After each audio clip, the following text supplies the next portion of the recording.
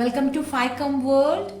In this video, we are going to learn about metallurgy. Most of the elements in the earth crust are found in the combined state. Especially the reactive metals, they always combines with the oxygen and form their oxides, combines with the sulfur, form their sulfides, combines with the carbon dioxide, form their carbonates. So we can see a metal compound in the form of an oxide, sulfide or carbonate. How we can extract a metal from this metal compound? That is called metallurgy. So whatever be the steps, process leading to the separation of a pure metal from its metal compound, that is called metallurgy. This metal compound with impurity is called as mineral. So what is a mineral? The compound of metal with impurities found in the earth crust. They are called mineral. For example, aluminium has the minerals bauxite, cryolite, feldspar, corundum, mica. So in all mineral you can see aluminium metal. Okay, but which is the ore of aluminium? Ore of aluminium is bauxite. So what is an ore? Ore is the mineral which contains a very high percentage of particular metal, and the metal can be easily, economically and quickly extracted. This is called the ore of the metal. So all ores are minerals, but not all the minerals are ores. So aluminium has the ore bauxite. What is the chemical formula of bauxite? Al2O3 2H2O. Iron has two ores. One is hematite, another is magnetite. And zinc has the ore zincblende and calamine. Zincblende is the sulfide form of the ore zinc sulfide. Calamine is the carbonate form of the ore zinc carbonate. Now we are going to study about the steps of metallurgy. This is very important. So there are 5 steps for metallurgy. So the first step is crushing and grinding the ore. It is also called pulverization. Okay, we are getting the ore in the big rock form, otherwise lumps. So we have to make it into powder. Second step, concentration of the ore. Our ore has many impurities. The impurities present in the ore called gangue. We have to remove that and we have to concentrate the amount of the ore. The first one is gravity separation. Second one, magnetic separation. Then froth flotation. Then leaching. Then comes conversion of the concentrated ore into a metal oxide. One is roasting. Another is calcination. If we have a metal oxide, it is very easy to get metal from that. How we can get metal from a metal oxide? Just remove the oxide part of that metal oxide. Removal of oxygen is called reduction. So when we reduce the metal oxide, we get the metal. That is our fourth step. We have 4 reduction method. Reduction by coke, reduction by carbon monoxide, reduction by just heating and reduction by electrolysis. And in the final step, what we are doing, we are getting an impure metal in the 4th step. So we have to get a pure metal, we have to do the refining. So last step is refining, and 3 process for that: distillation, liquefaction and electrolytic refining. So these 5 steps are very important. First step is crushing and grinding the ore. Second step, concentration of the ore. Third step, conversion of the ore to metal oxide. Fourth step, reduction of the metal oxide to metal. And fifth step is the refining, purification of the metal. So we are getting 99.9% of metal after refining.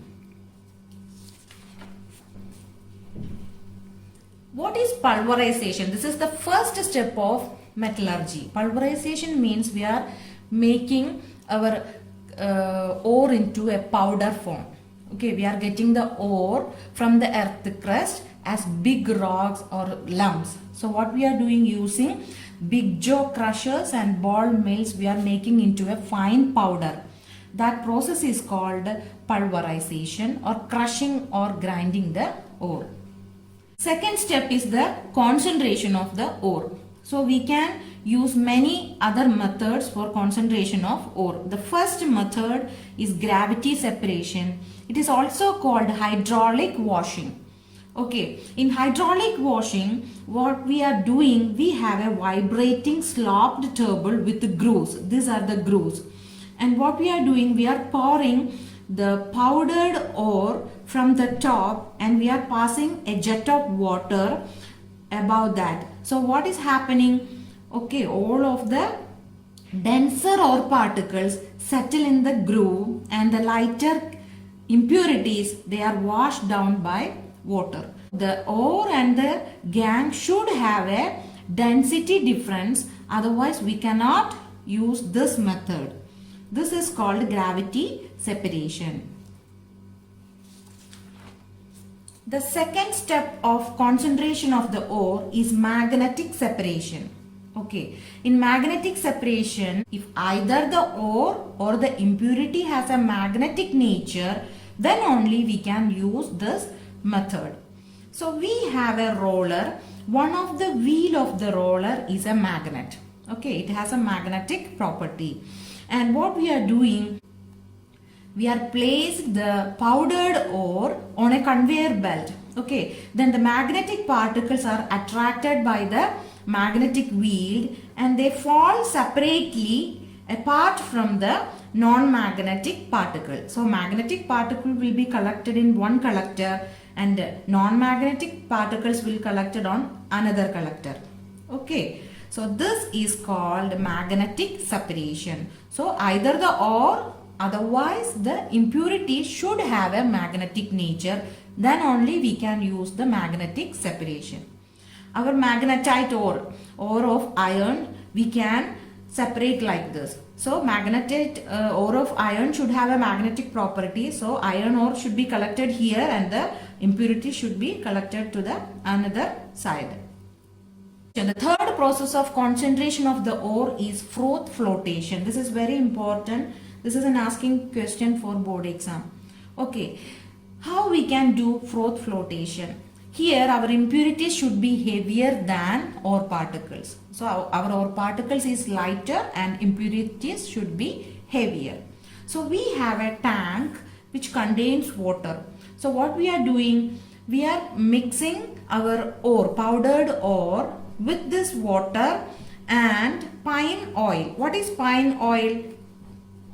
Pine oil is a frothing agent.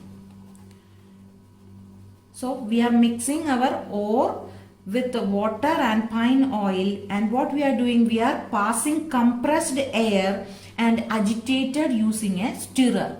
So what happened? All the ore particles which are wetted by oil floats with the froth and all the gangue particles, impurities wetted by water settles down.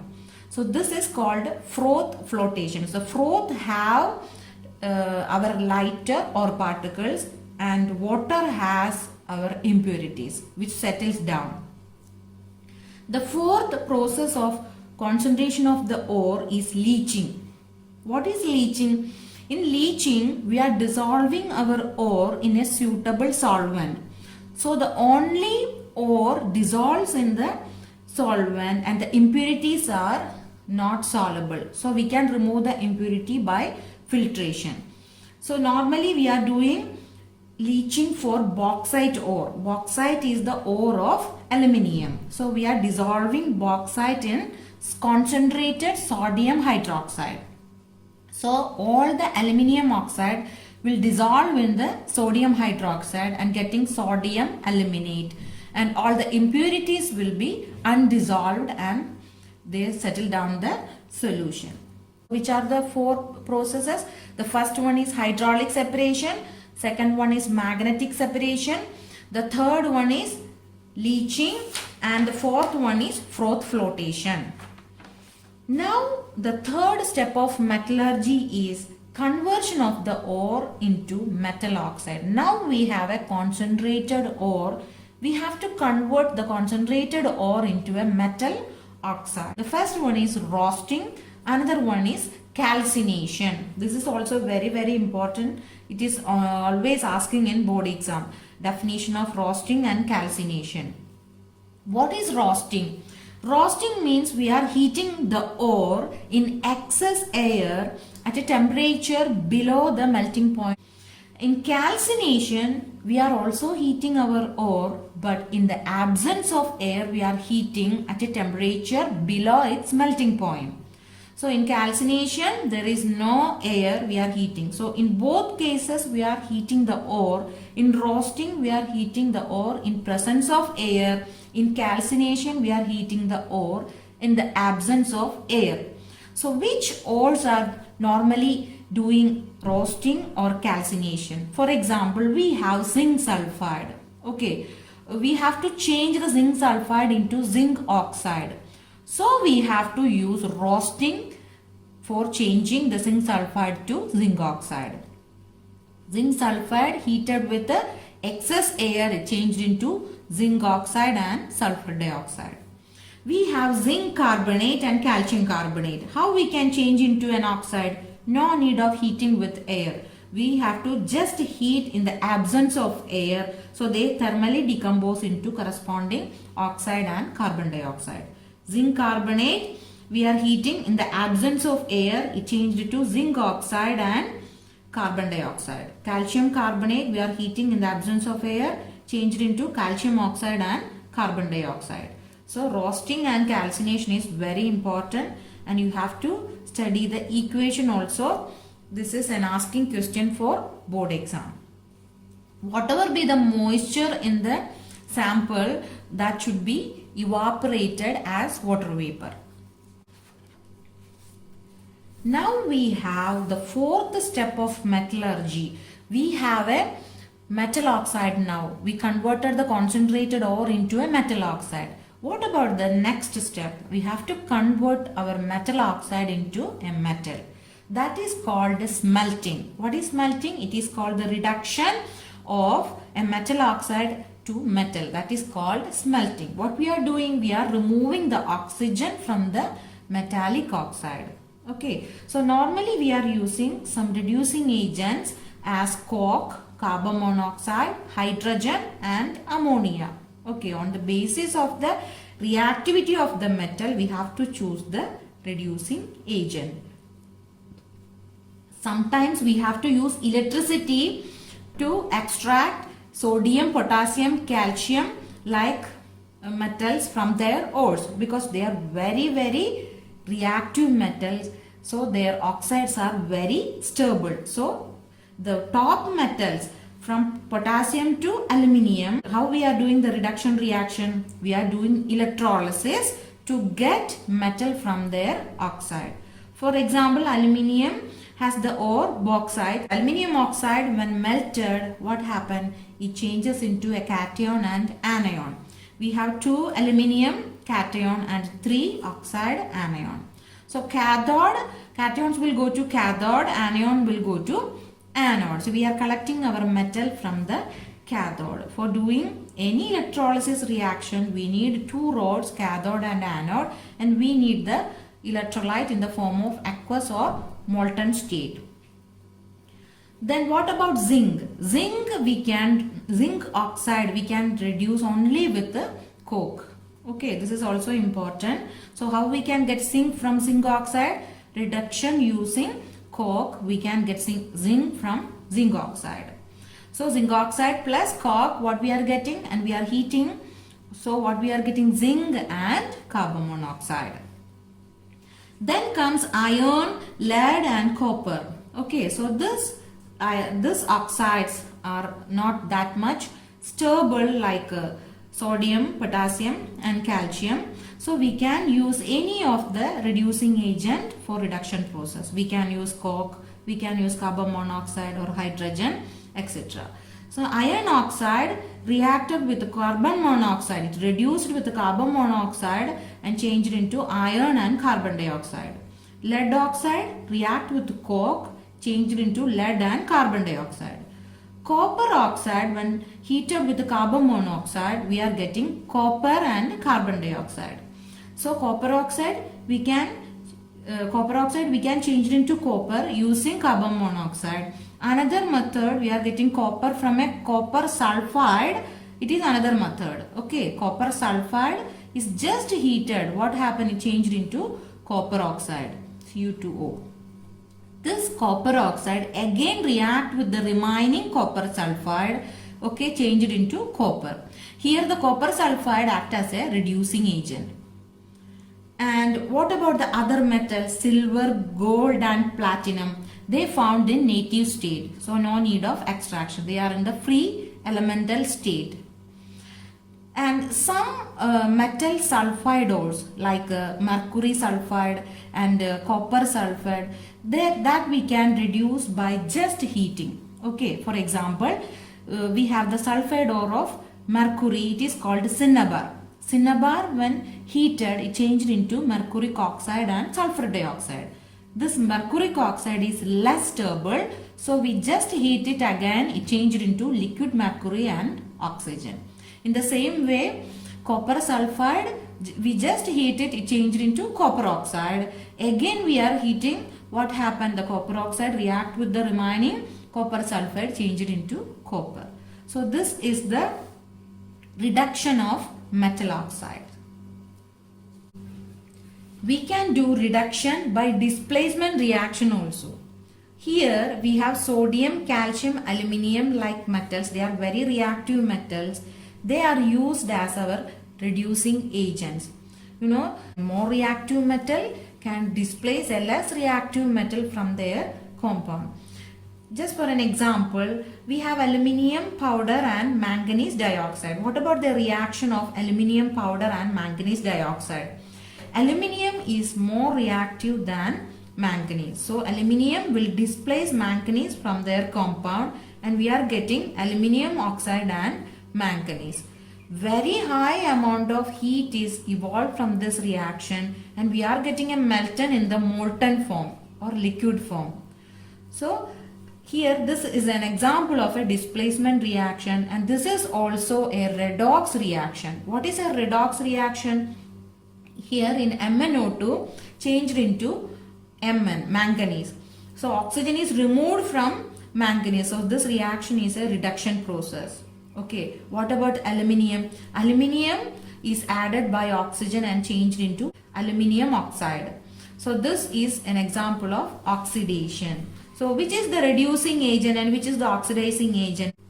This is an important question asked in the board. So the reactant which undergoes reduction is the oxidizing agent. So here oxidizing agent is manganese dioxide.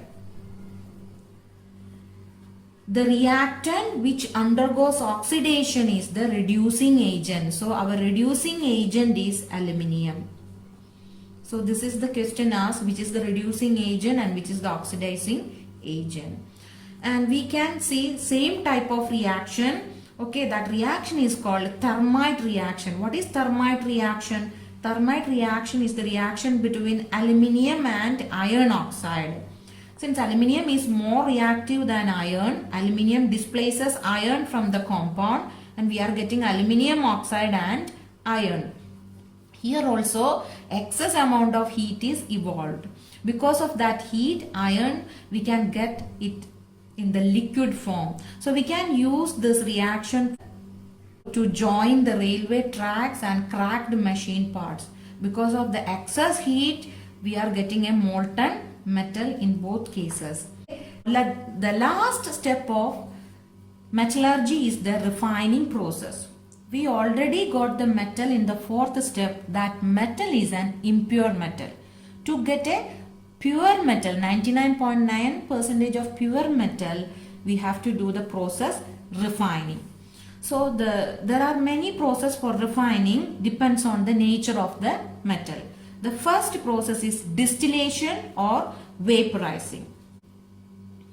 This method is used mainly for metals having low boiling point. Metals like zinc, cadmium, mercury can be purified using distillation method. So what we are doing, we are heating the impure metal in a retort. Okay, the pure metal only vaporizes, pure metal only distills, and the vapor metal is condensed, collected.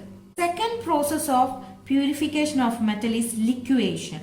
Okay, what is liquation? Liquation is a method of metals with a low melting point. Some metals having low melting point, example tin and lead. Okay, we can purify this low melting point metals by this method. So what we are doing, we are heating such metals on an inclined surface of a furnace. So what is happening? The pure metal only melts and flows down, and all the solid impurities are left there. Third refining process is electrolysis. It is called electrolytic refining. Okay, for doing electrolysis, we need two electrodes, cathode and anode, and we need an electrolyte. So how we can purify our metal?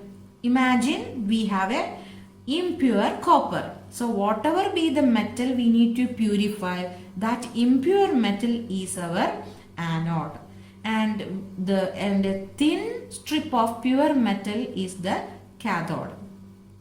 Okay, and electrolyte is the solution of the same metal with an acid. That is the electrolyte. So cathode is negative and anode is positive. How to remember that? Just remember the term panic. Okay, anode is positive, cathode is negative. Okay, then what is happening if we pass electricity? The solid impure metal dissolves in the electrolyte. Okay, at anode, what is happening? Oxidation is happening. Oxidation has another definition. Oxidation is the loss of electron. Oil rig. Remember, oil rig. Oxidation is loss of electron. Reduction is gain of electron. So what happens in the anode?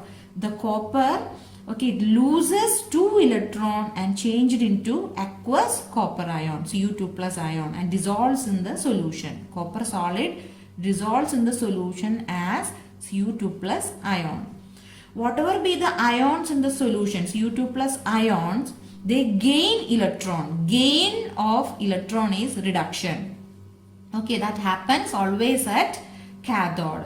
Okay, an ox red cat. Remember that. Oxidation always happens in anode. Reduction always happens in cathode. This all are the simple tricks to remember this all things. Okay, so at cathode what is happening? The Cu2 plus ions, okay, they accept electron and changed into copper metal, and after some time you can see that the thickness of the anode is decreasing and thickness of the cathode is increasing. All copper is dissolved in the solution electrolyte, and from the solution the copper ions is changed into copper and get deposited on the cathode. And we can see some mud, anode mud under the anode. What is an anode mud? Anode mud is nothing but the insoluble impurities settle down at the bottom of the anode. This is called anode mud.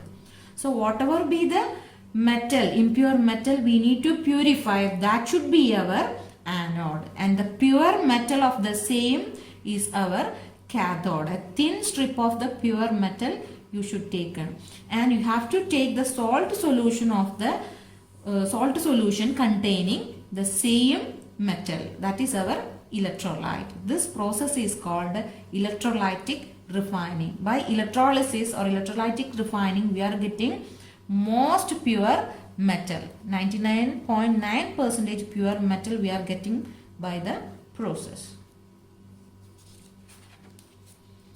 Now we have to study about corrosion. We already studied the corrosion in chapter 1. What is corrosion? When a metal exposed to moisture for a long time, what happened? Its surface is destroyed. The process is called corrosion. Okay, did you remember some examples that we studied in chapter 1, there is a black coating on silver. Okay, there is a green coating on copper and rusting of iron. The black coating of silver is due to the formation of silver sulfide. Green coating on copper is due to the formation of copper carbonate. Rusting of iron is due to some reasons. We have to find out which are the reasons, which are the conditions for rusting. For that, we have an experiment here. We have 3 test tubes, and in one test tube we have air and water. Look, there is an iron nail. It is already rusted.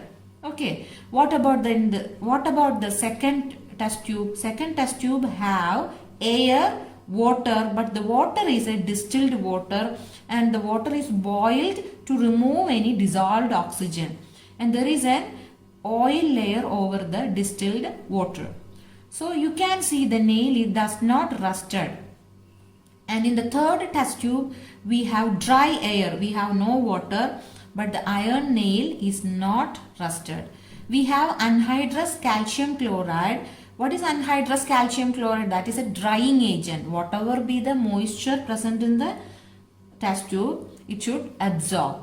Okay, so here we have air and water. The nail is rusted. Here we have only water, no air, because the layer of oil, it prevents the air to dissolve in the water. Here we have only air, no water.